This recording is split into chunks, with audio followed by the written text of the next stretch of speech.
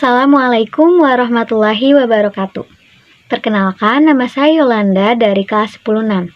Saya akan menjelaskan tentang lembaga pendidikan. Apa yang dimaksud dengan lembaga pendidikan? Lembaga pendidikan adalah tempat terjadinya pendidikan untuk mengubah sikap dan tingkah laku, mengembangkan potensi diri, dan mengasah keterampilan.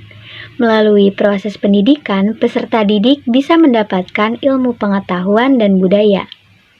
Nah, itu adalah definisi dari lembaga pendidikan.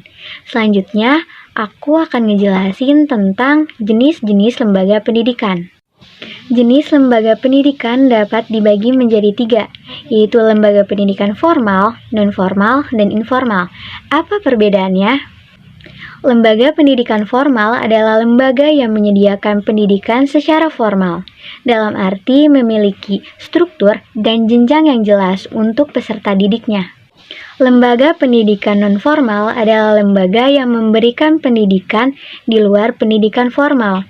Berbeda dengan lembaga pendidikan formal, lembaga ini memberikan materi dan program dalam waktu yang relatif singkat untuk memenuhi kebutuhan masyarakat.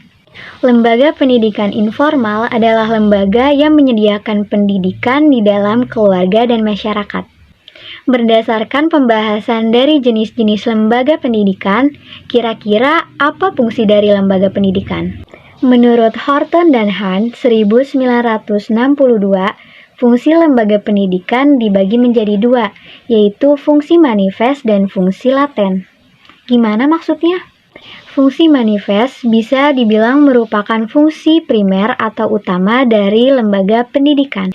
Berikut merupakan contoh dari fungsi manifest. 1. Mempersiapkan masyarakat untuk mencari nafkah dan bekerja. 2. Mengajarkan dan melestarikan budaya, nilai, dan norma. 3. Mengembangkan potensi, bakat, dan keterampilan. 4. Adaptasi di lingkungan sosial. 5. Menanamkan keterampilan peserta didik agar bisa berpartisipasi dalam demokrasi dengan baik.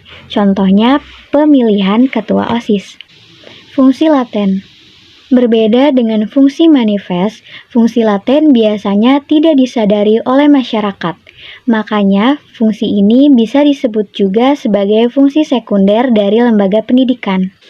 Berikut merupakan contoh fungsi laten dari lembaga pendidikan. 1.